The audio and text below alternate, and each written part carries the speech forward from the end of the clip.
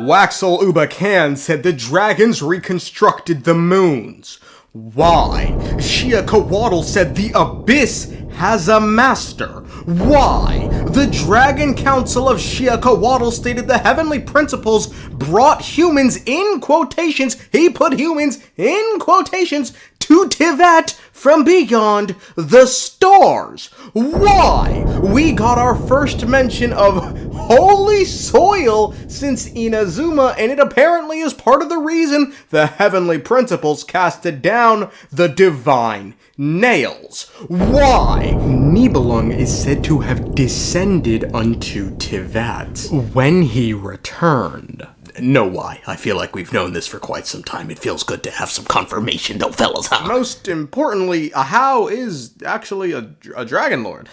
Why? A lot of shocking lore in this one, man. Last time I was this shocked, I was doing calculus at an all-inclusive Mandingo party, which is odd, because I was meant to be doing my history homework, yet here I was doing multiplication, but something was multiplying that night, my friends. The story starts at the Collective of Plenty, where we happen to overhear two kids having a rather interesting conversation. They mention the grand volcano that watches over the tribe has been acting more violently than usual lately, spewing out more volcanic material. They chalk this up to the volcano having tummy issues, and it needs a few, good old pats to get it into working order. Damn it, if only we, the human race on Earth, had thought of that in 1980. When we pull up on the kids, summoned by the word tummy pats, we tell the kids we want to enter the volcano, so they sort of just tell us, they know a guy. We go and talk to their, guy, and sure enough, after performing a task for him, he gives us the okay to go in, but not before telling us the workings of the volcano. Apparently, as the ley lines of Notlan worsen, the volcano becomes more active. It's during these mini eruptions the best chance to enter the volcano presents itself, so all we have to do is wait for another eruption cycle, and because time waits for us, Neuvillette, Jesus, the eruption cycle begins immediately, and we take a bridge to a floating island in the sky that's made from phlogiston or some shit. Floating island, volcanoes. Volcanoes create islands. And a little geology fact for you, my friends. Upon reaching the peak of the island, we come across a baby dragon robot, but when we go to investigate, an ostrich kidnaps the little feller and takes it right into the mouth of the volcano. Given we were already headed into the volcano, we jump right in after it. We find ourselves in a dark spot, and upon activating the teleport waypoint, the path begins to light up, so we follow it, before eventually coming across the robot once more. It begins levitating, and begins speaking in Skynet before a person begins speaking from within it, referring to themselves only by the name of the robot, Xiucoatl. He then references 150 years after the war, but leaves that point at that for now. Xiucoatl then takes the lead, acting as our guide, all the while explaining to us that despite this place being inside a volcano, it wasn't always so dark, but after the war, the mechanics behind this place ceased to function. Xiucoatl then clarifies he's referring to the war between the dragons and humans during which the original Pyro sovereign Xiucoatl was killed. Now I should add, given humans existed on Neuvillette at this point, this should then be referencing the war with the second who came, who should be Nibelung. The robot says he wants our help fixing the place up. You see, following the war, the mountain's power was cut off and sealed, and for damn good reasons, only a human may clear the seals. A robo-bitch then mentions a time of a child infiltrating the mountain before being brought to ruin by someone else doing the exact same thing. How interesting. We then do as we're told and activate the mechanism, bringing to life this long-forgotten realm.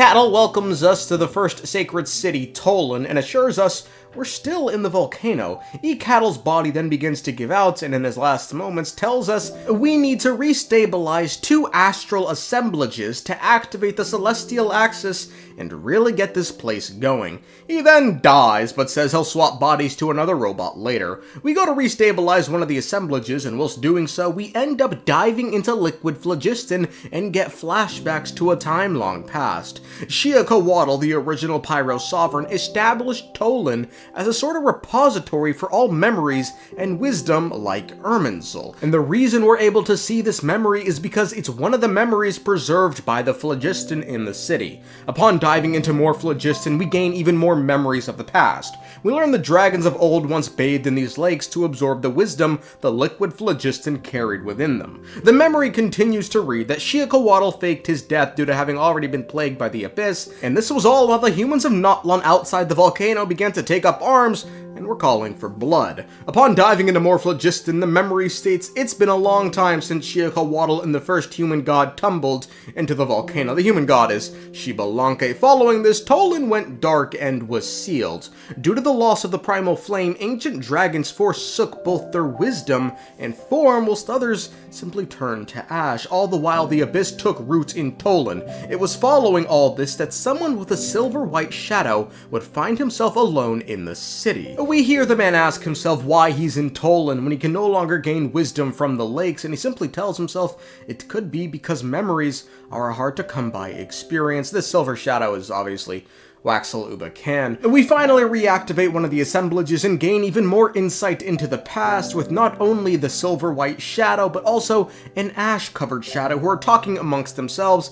Now, originally, I'm not gonna lie, I was gonna try and be coy about who was who, but given they're both referred to as a fucking cold voice, scripting this part just became brain dead and impossible. Look, this is a conversation between Xiucoatl and Waxaklahun Ubah Kan. Waxaklahun Ubah Kan is the silver shadow, Xiucoatl is the ash-covered shadow. Xiucoatl says that phase 2 of the experiment is done and the device shall purify and evolve all, and it shall be named Xiucoatl. However, soon adds that names will bear no meaning. You know, soon.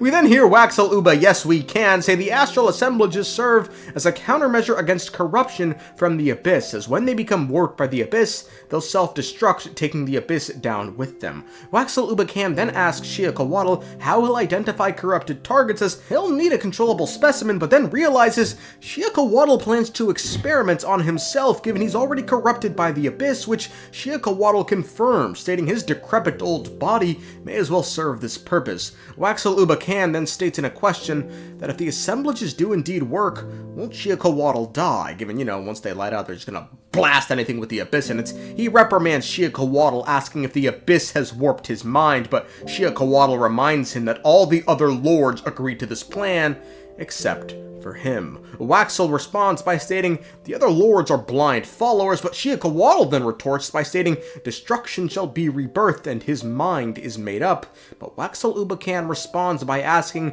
if there's really no other way, if he's going to end the whole world over a personal grudge, but Xiucoatl then responds by stating they will do anything to defeat the abyss, before mocking Waxaklahn Ubah Kan for turning to humanity. Xiucoatl states he tried to show Waxaklahn Ubah Kan the way, but knowledge and acceptance are two different things, before asking Waxaklahn Ubah Kan to slay him here and now if he truly believes Xiucoatl only wants to see the world burn. Xiucoatl then refers to Waxaklahn Ubah Kan by his first name, Kuliakan, and tells him that one day he shall see the world as he sees it. With one assemblage done, we head over to activate the second, and while doing so, some bastard impersonator texts me, but I'm locked in, baby. We then get another glimpse into the past for free. A bunch of baby-back bitch-ass dragons are cheering the creation of an assemblage in the distant past. Waxaklahn Ubah Kan then personally congratulates Xiucoatl on the achievement, likening it to a mini celestial body, but then interestingly states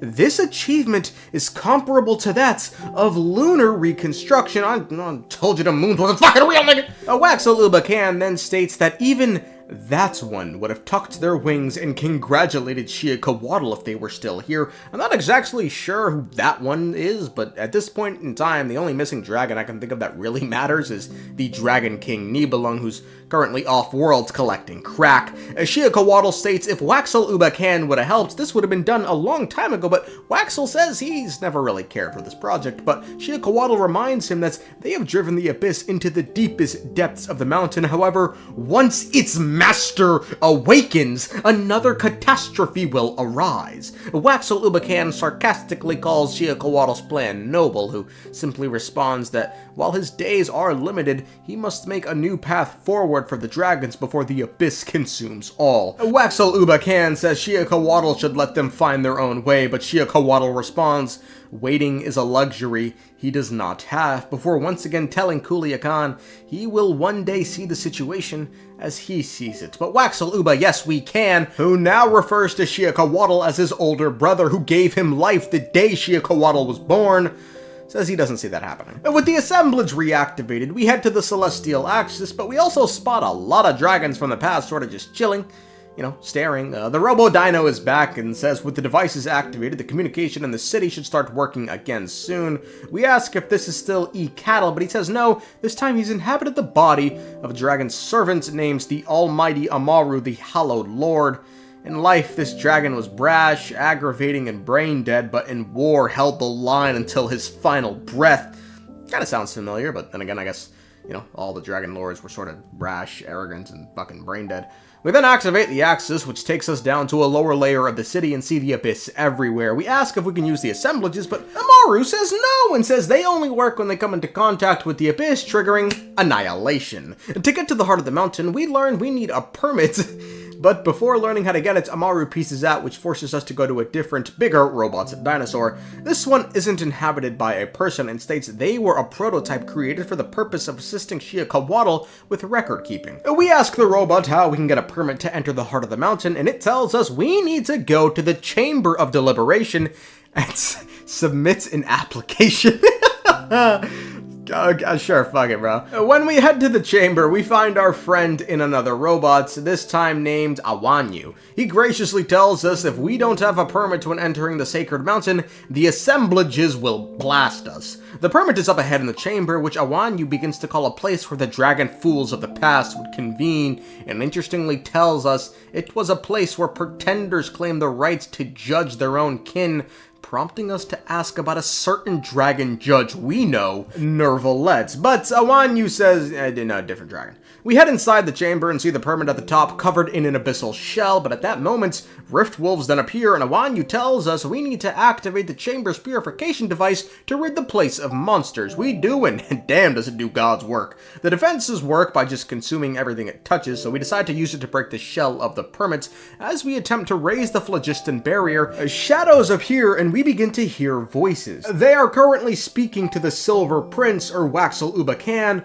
and say they have 13 articles of denouncement from each and every single dragon lord. The dragon states Waxaklahun Ubah Kan must keep his distance from the humans, in quotes, by the way.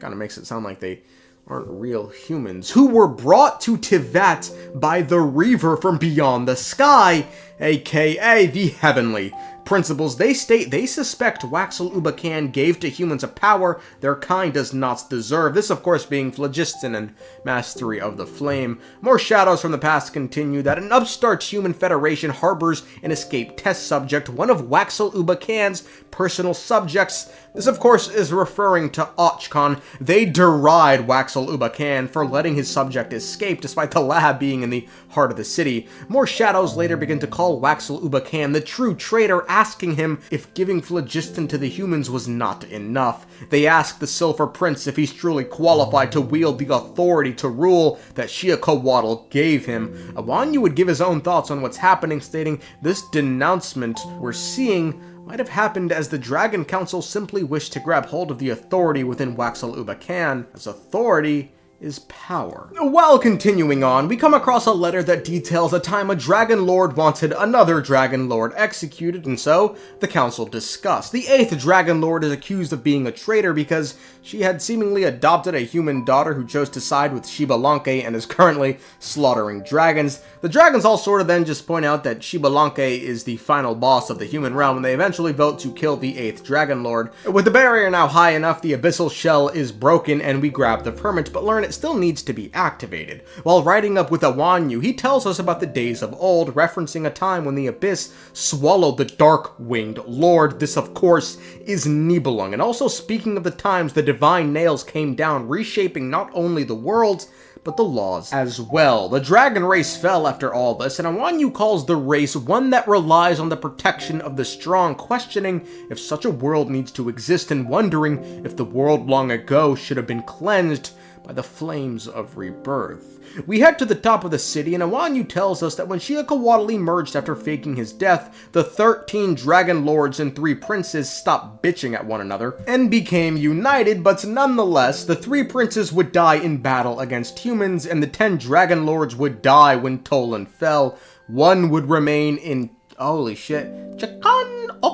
And this would be Ixlel for those that did the quest, and given he died before our very eyes, only one Dragon Lord remains to this very day. Yes, that Dragon Lord is Ajaw, who was once a member of the council who served under Xiucoatl. We then activate the permits. Awanyu pieces out, but the Abyss is blocking the path to the heart of the mountain, so I've got to go deal with that. And while my shot, with this cannon makes it look like I have Parkinson's, let me assure you, my controller has gnarly stick drift, and it was really cold outside. After clearing some areas of abyssal corrosion, we interestingly learn a phlogiston closely resembles lights when it's in a condensed form. That is interesting indeed. We then clear another place of abyssal corrosion, and then another, and then finally we can enter the mountain by jumping into it. We reach the bottom and notice the abyss plaguing the area like, well, a plague. So we gotta release the astral assemblages to blast the area, and we do, so, they do. We head to the center and place the 2 golden entreaties before the statue, which creates a light that we then enter. Our final test to cure Tiddly is to fight the daddy of all the baby robot dinosaurs, and the traveler who finds himself fighting on his own, eager to prove how far he's come since the Arlecchino fight, very much wanting to beat the friendship and fraud allegations, immediately gets put down like a dog, causing us to take over Tiddly, who panics trying to find a way to free the traveler. It's then Waxaklahun Ubah Kan's bitch ass appears and teaches Tiddly to level up. Tiddly is all grown now, kind of looks like a thug now, I'm not gonna lie, but this kind of feller you cross the street, you see him walking on a dark night. But now he can speak, and Waxaklahun Ubah Kan says Tiddly has briefly achieved the form of a mature dragon. Waxaklahun Ubah Kan then says something very interesting. The Heavenly Principles considered the phlogiston-rich soil of Notlan as a holy soil phenomena, and then cast down the divine nails. Now, this term, holy soil phenomena, I have not heard since Inazuma. If you guys remember the whole 3 Realms Gateway story quest, that was pretty much about reversing the holy soil of Watatsumi Island, and the holy soil phenomena it's a bleaching process that turns the earth into holy soil or infertile land. If left unattended for too long, it will eventually turn the area into a desert. It seems the Heavenly Principles saw the phlogiston-rich soils of Notlan having the same effect, so they casted down the divine nails because, as we know, the nails can greatly warp the environment of the area they strike. The reason this is big is because it gives us a non-abyssal related reason for why the nails came down, and could help to explain why some places, like Dragonspine, wound up seeing a nail. Waxaklahun Ubah Kan continues, dragons are experts at evolution and highly adaptable, but the great Heavenly Principles ingeniously use this against them by forcing them to devolve to exist in present-day Notlan. That's my god, fellas! Despite this devolution, the bloodline remains and can be traced back to Xiucoatl, and the proof of that exists in the form of the flame mark on the descended dragon's horns, ergo Tiddly. It was through his own horn that Xiucoatl would transmit light and wisdom, so we then ask if the removal of the mark was a lie, and Waxel says, kinda. Most Saurians do indeed die with the power, but if guided correctly, like he did for Tiddly, they can live. He does, however, say he used a human to unseal the volcano, used Xbalanque's oath to have someone bring the Golden Entreaty, and he made up all the legends that resulted in the deaths of countless humans to serve his plans. Apparently, the Chosen of the Dragons title refers to both human and dragon, but once we brought Tiddly to the heart of the mountain, our job was done, so it's all up to Tiddly now. Tiddly's mind fills with confusion as he swears he's forgetting something, but Waxaklahun Ubah Kan assures him that's just the phlogiston granting him knowledge passed down over thousands of years, filling his mind all at once and teaching him new things like the transformative arts, which Waxel uses to turn into the guy who told us about the legend in the first place. We then walk with Waxel, who tells us this is the true heart of the mountain, and it's where his brother Xiucoatl made Xiucoatl, and also where the weapon lies. He tells us Xiucoatl was born from the primal flame, and he created Tollan. He then used the primal flame to mold other dragons, the first of which being Waxaklahun Ubah Kan, who he would then gift some of the primal flame to. Waxel then tells us the Heavenly Principles froze Xiucoatl in lava, which is what led to the Sovereign's false death. Then Xbalanque descended from beyond the circles of the world, which caused Xiucoatl to awaken after being called forth by the Abyss. I mean, if this isn't confirmation that Xbalanque is a descender, I don't know what is, but I guess the big question is which descender is Xbalanque? We'll get into that tomorrow. But back to Waxel. He says Phanes killed Xbalanque, but it wounded him dearly. It was around this time Xiucoatl regained mental clarity despite having been corrupted by the Abyss, and given by the time Xiucoatl came to, Tollan was in ruins, he was corrupted, the Abyss was everywhere, and the dragons were just a bunch of sad fucks at this point. He'd create... Oh, that's a lot of T's and Z's. Which are the assemblages. However, in addition to this, Xiucoatl would most importantly create Xiucoatl, a weapon that can, turn everything in Notlan into a land of phlogiston only. Phlogiston can take on any form, and once Xiucoatl is activated, it will burn everything, and all that info will be recorded, but all that will remain of Notlan will be nothing but the primal flame. The moment the Abyss encroaches, the assemblages will mutually annihilate, sending the Abyss into the Shadow Realm forever. Everyone in Notlan will die, or they can, I guess, just choose to become pure phlogiston life forms. It will be nothingness, but in that moment, the dragons who did become phlogiston life forms shall become the new rulers of the world. We say this plan sounds terrible, and Waxaklahun Ubah Kan says, he thought the same thing back in the day when it was first revealed to him by his older brother, because with no bodies, how can we evolve?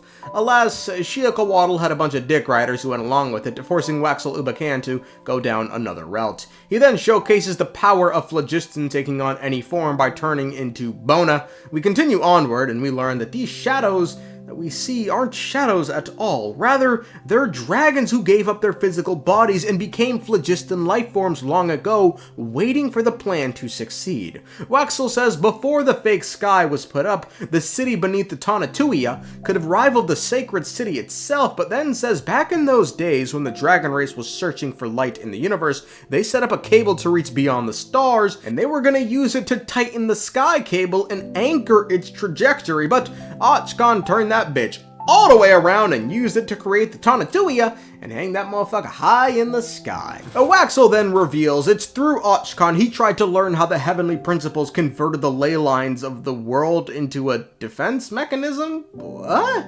But didn't the Heavenly Principles create the this was a weird line. Waxel hoped by understanding this, he could merge the human and dragon race into one to fight the ultimate enemy, the Abyss, and as a bonus, maybe the dragons would have been able to glimpse the truth beyond the skies, but he fails. He then says the reason Xbalanque was able to defeat Xiucoatl, the Pyro Sovereign, was because he attacked his weak spot. By all means, Xiucoatl should have never lost the fight. However, he modified one of his eyes to act as a control hub for Xiucoatl, and Xbalanque was able to exploit that weakness, killing them both together, and it was after this Xbalanque would be reborn again and become the Pyro Archon, which Waxaklahun Ubah Kan suspects happened all as part of a deal with a certain entity, most likely the Shade of Death, Ronova. Xbalanque was aware of Xiucoatl, so naturally both he and Waxaklahun Ubah Kan entered into an alliance and split amongst themselves the Golden Entreaties, the very things needed to activate the device. We continue onward, and Waxaklahun Ubah Kan states that while he once had high hopes for mankind, he's waited too long, and no one since Xiucoatl has even tried to make an empire. I mean, how dare they? Today, all they do is lean on the Archons and Heaven's Glow. Sound familiar? here, and their preferred method of combating the Abyss is by telling tales of the past. Each time the Abyss strikes, civilizations that took thousands of years to exist crumble in an instant, leading to either an eternal cycle or devolution, and as such, the time he gave waiting has lost all meaning. Given now, like his older brother, waiting is a luxury Waxaklahun cannot afford, it's time. We follow Waxaklahun Ubah Kan to Xiucoatl, who tells us when activated, we shall become the new shaper of the worlds, not even the Pyro Archon reborn, but something even greater. Tiddly thinks back on his journey and finally remembers the Traveler, and Waxaklahun says the Traveler is special. Maybe he won't be affected by the phlogistonization of Tollan, but who cares? Waxaklahun implores unto Tiddly to choose, and says a confirmation to fire will require 3 yeses. We say yes once, we say yes twice, and then we say yes for a 3rd time. Waxaklahun Ubah Kan seems neither saddened nor relieved by this choice, but consigns himself to this fate nonetheless, and the device fires.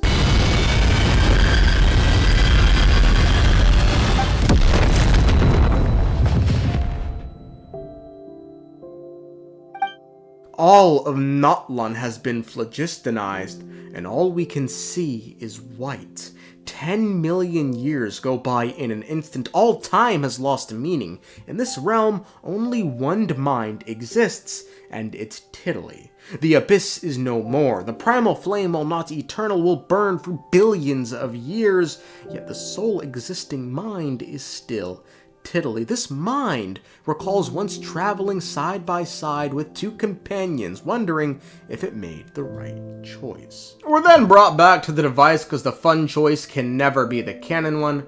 We reject activating the device, and Waxaklahun asks us why. We say we chose this because we still believe in humanity and the power of friendship. Waxaklahun reminds him that when he leaves, the wisdom he currently has will fade, given the only reason he has it is due to the primal flame, courtesy of Waxaklahun Ubah Kan. So how will he tell the Traveler he gave up the world to save him? Tiddly says he doesn't have to know, then makes a fucking path back to the Traveler. Waxaklahun constantly tries to stop him. We eventually reunite with the Traveler and defeat Robo Daddy, which itself causes the Flame Lord's blessing to be dispelled. And Tiddly gets some final words out while he can still speak, and then reverts to his normal size, all the while the volcano begins erupting. Back with Waxaklahun Ubah Kan, he says he finally knows how his older brother Xiucoatl felt. He does, however, recognize the hypocrisy of his words and actions, as he simply could have raised a dragon to hate the world instead of sending one to travel with a human before finally relenting.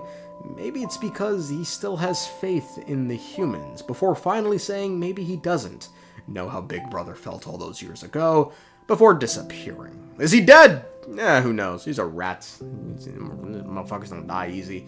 But for all intents and purposes, that's the end of the quest. Tiddly's fine, by the way, for those who just watch the videos. Well, a lot to talk about in the future, huh?